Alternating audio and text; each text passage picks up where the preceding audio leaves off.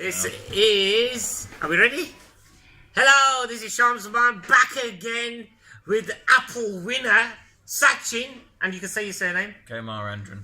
And congratulations, what have you won this for? For comedy. Alright. Yeah, How you feeling? Euphoric? Yeah. You're lucky. Am I ever? Yeah, okay. Sachin, how long have you been doing comedy for? Performing? I did my first gig, fucking hell, 4 years ago. But I've only been doing it regularly about 2.5. Okay, when did you do your first gig then? March 2015. Okay, and what got you into comedy? I was at uni, and essentially this is like at uni when life's good. Yeah. So I didn't do comedy. Okay. And then I saw my mate do it, and uni comedy's like proper welcoming and good, and they laugh at like anything. It's like a microcosm of being a famous comedian. Okay. So I started doing it because I saw my friend do it. I was like, that was sick, mate. I love attention, and I'm well funny. Okay. Can I do it? And then I did it.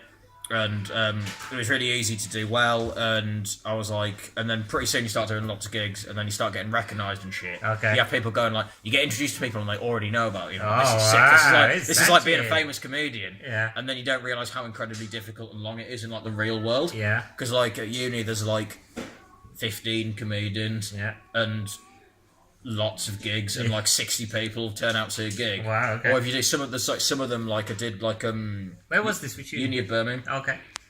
Did Uni of Birmingham take me out as like an opening act, and that like 250 people turn up and say that, and you're like, I'll never get a crowd that big in like real comedy. Yeah.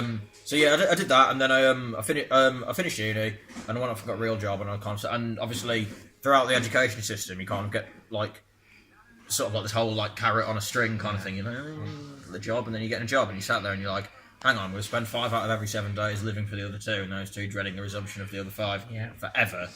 This is bollocks. He's swearing all the way through. Yeah. And then I was like, oh yeah. This is. Well, you can't really. It is bollocks. And then I was like, okay, I can't be doing this forever. What was the other option? And I'll go and do comedy. And then it turns out it's well hard to be a comedian. It is very hard. It's not like at uni where you like progress quite quickly. But I was still like. What's progression? I've heard of this. Yeah, it's a bit of a mystical concept, but.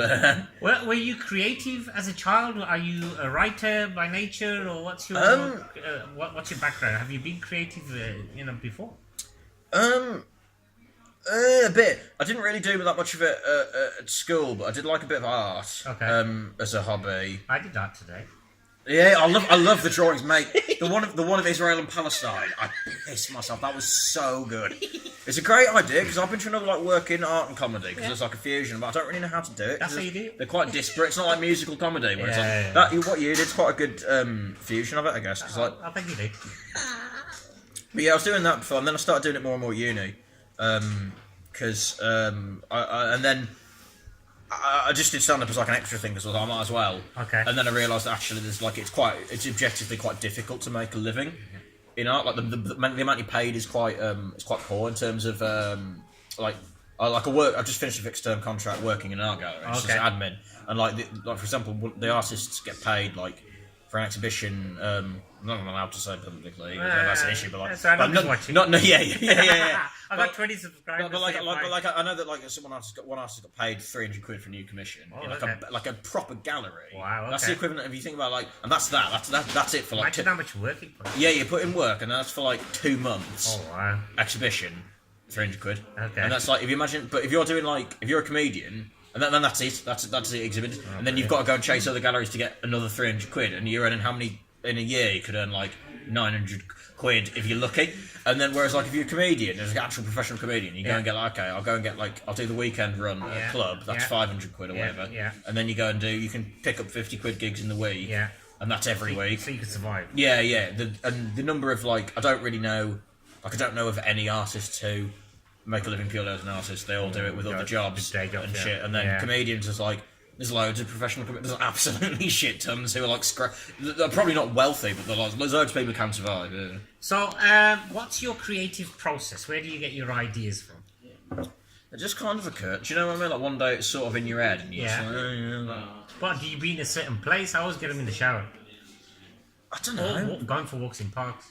I don't think the last new bit I wrote was I think the last new. Have you seen the Enigma code joke that I've done? Yeah. I think that was the last new bit I came up with, and I was just sort of sat there one day Old people are a bit shit with technology, aren't they? I bet the Enigma code, like these days, if you had like the modern generation on it, they'd probably crack it sooner. I don't know when it occurred to me. It's just sort of in your head one day. And do you write with a pen, or do you put them on your phone, or in a laptop, or? It occurs to me in my head. Then I'll put it in my phone if I think I'm going to forget it. Okay.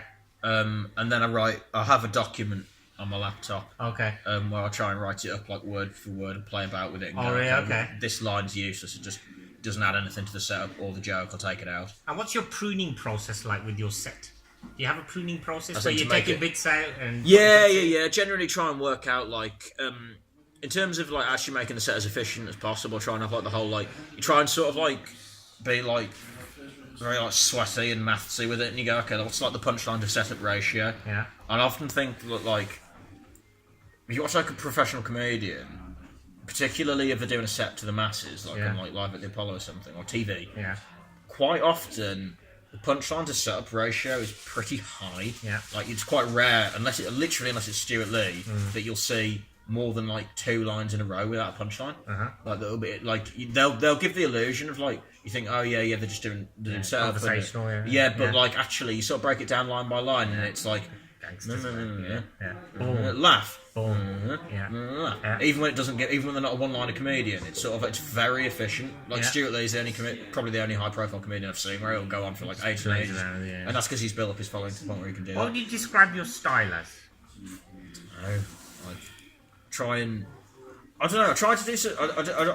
When I was first in it, I was trying to do stuff that was a bit original, and now it's like, there's no market for that. You have to like. No market for originality. Yeah. There is. But like, my stuff was so weird and so niche and so far divorced from how a lot of people think. Right. So you kind of you're trying to work backwards to accessible. And I was thinking like my polished 10 that I do in a club now is still too weird for a lot of people. Okay. So you're working that back separates to. you, though, It's sort of like I like it, but it's sort of like going top down towards accessibility. Yeah. Whereas I feel like a lot of the people who do really well, it's that enigma of something like original and accessible. Yeah. Because if you just do like observational material these days, you ain't going to be as good at delivering it as like Michael McIntyre. There's not really, you ain't going to like impress really, because people are going to. It's just doing. You ain't got the pizzazz to carry it off. So you need to write good stuff, but then it needs to be. People still need to be able to relate to it, and it's like this is well hard. Like, how would you like your actor to evolve? What would you like? What are you working towards? Just being paid more money. I don't know, True artist. Yeah. Like I'm so willing to compromise on my artistic integrity now. It's just be like I could go out and do like fucking if it's like a fundraiser for UKIP or something, and then it's like, if it's like a paid gig, Just say no, kids. it's like we'll give it like 500. We'll give you like 500 quid to do like a racist set, and I'll come out and be like, tell you what, my sort shouldn't be allowed in. And then I'll collect my money and go, it was worth it. He's joking, people. I'm not joking. Finally, a message to the future Sachin. Just look straight in the camera into your cold, dead eyes. Future Sachin, any tips for you? Yeah. I don't know, really, because that's the whole future man is. Well, I was saying to Frances outside, actually, when she was like, she guessed how old I was. And I was like, I was 24, and she was like, I thought you'd been about 27, 28. And that's kind of fine now, because I'm still young, and looking a bit older when you're 24, everything could be a good thing. But I'm concerned that when I was 20, I looked young for my age. So I'm aging disproportionately, if that makes sense. So by the time I'm like 35, I'm going to look 50. So Don't worry about it. So to older me, I would say try not to look too ravaged. Right. Like as in like it seems to be like the stresses and strains of life are getting to me disproportionately. Like more and more lines are appearing on my forehead, and it's all like it's like some horrible like Benjamin Button fucking thing where I'm going to be like 40 and like some homunculus, and everyone's like, who's that old cunt? And I'll just be like, I'm a regular middle-aged bloke. It's like on The Simpsons when Hans, my old man, goes, drinking has ruined my life. I'm 31 years old.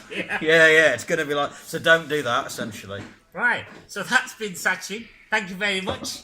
And congratulations on your win. Thank you. Lovely.